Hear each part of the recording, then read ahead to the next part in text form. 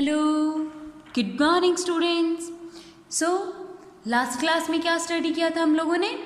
Last class में हम लोग अपना जो चैप्टर फर्स्ट जो रनिंग में था वो चैप्टर हम लोग स्टडी कर रहे थे। ओके, एंड हम लोगों ने क्या क्या स्टडी किया था इसमें कि जो महारानी मत्स्या थी उनकी मतलब उनके जो किंगडम के जो लोग थे वो मतलब उनके सामने झुक जाते थे, उनके आसपास के जो विलेजेस के जो लोग थे वो भी झुक जाते थे एंड उन्हें सब लोग एक देवी की तरह पूजते थे। फिर हम लोगों ने स्टडी किया कि जो राजा का जो महल था उसकी कुछ दूरी पर एक बहुत ज़्यादा गरीब व्यक्ति था रमन, वो रहता था।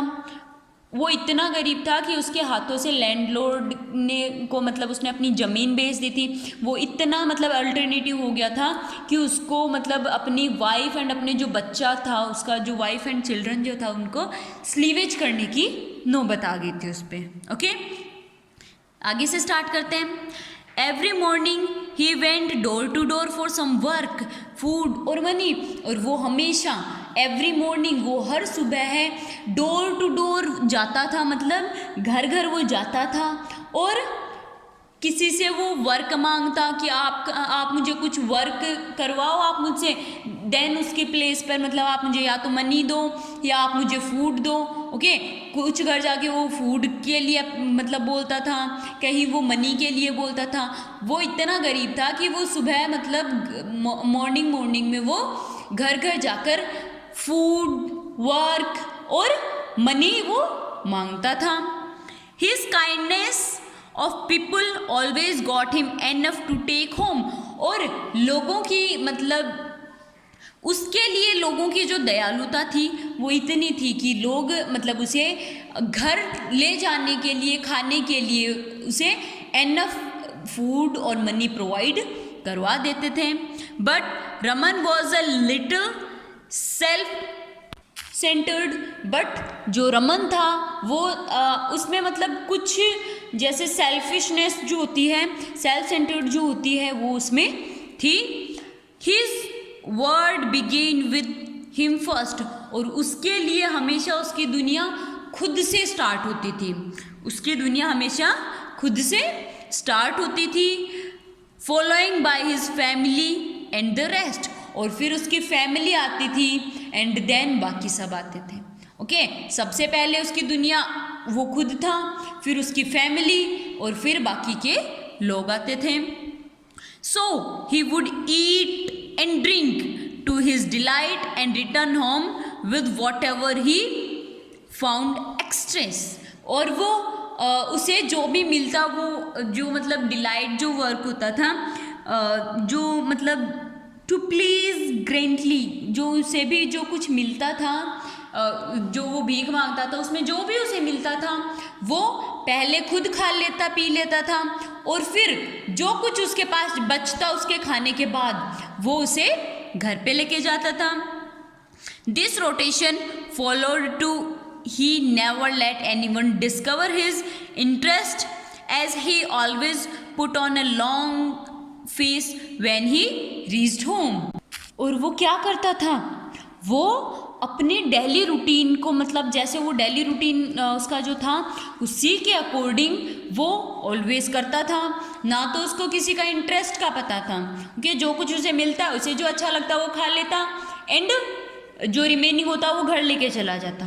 ओके, एंड मतलब ये उसका वो डेली रूटीन यही था, वो घर घर जाता, मांगता, खाता एंड देन जो बचता वो घर लेके चला जाता। किसी को भी अपने इंटरेस्ट के बारे में या फिर वो मतलब क्या करता है हमेशा किसी को कुछ भी पता नहीं होता था। Put on a long face when he reached home.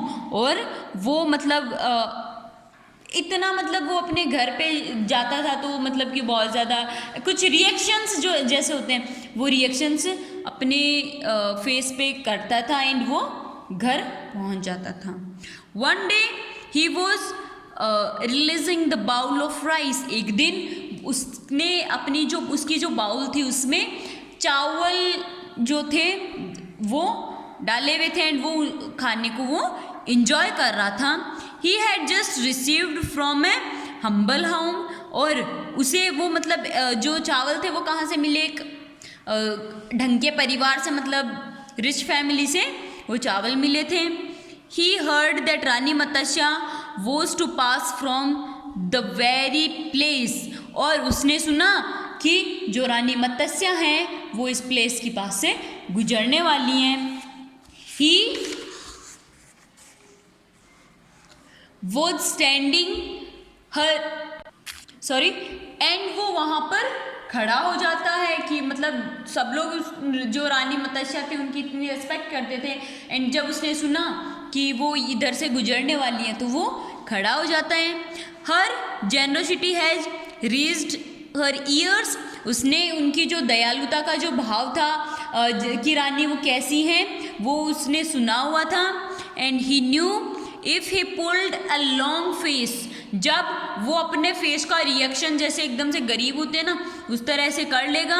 He show how poor he was, और वो ये शो करेगा कि वो कितना गरीब है। She would hand him a big full of gold coins, तो जो रानी मत्स्या थी वो उन्हें गोल्ड कॉइन्स दे देंगी। Enough for the rest of his life, इतना दे देंगी कि वो अपनी पूरी लाइफ में इंजॉय कर सकता है। Enough to buy food and supplies for his family, और इतना वो उन्हें मतलब गोल्ड कॉइन्स दे देंगी कि वो अपने घर वालों के लिए फूड एंड जो बाकी के जो मटेरियल्स होते हैं वो खा सके या सप्लाई कर सके, ला सके। He thought he could keep some coins for himself and only reveal a few for his wife. तो उसने क्या सोचा कि अगर वो मुझे इतने सारे कॉइन्स देंगी तो बहुत सारे कॉइन जितने मुझे नीड होंगे उतने तो मैं रख लूँगा, बाकी के जो कॉइन्स होंगे वो कुछ कॉइन्स मैं अपनी जो वाइफ है उसे दे दूँगा। So he can fulfil his own wishes, तो वो अपनी विशेज़ को फुलफिल कर सके। Okay, we have studied this chapter up to here. From starting to here you have to read this chapter twice and you have to know the mean what this chapter wanna say you. okay, आपको इस chapter में mean देखना है कि क्या ये आपने अब तक जो पढ़ा है उसका क्या मीन कहाँ निकल रहा है। Okay, bye.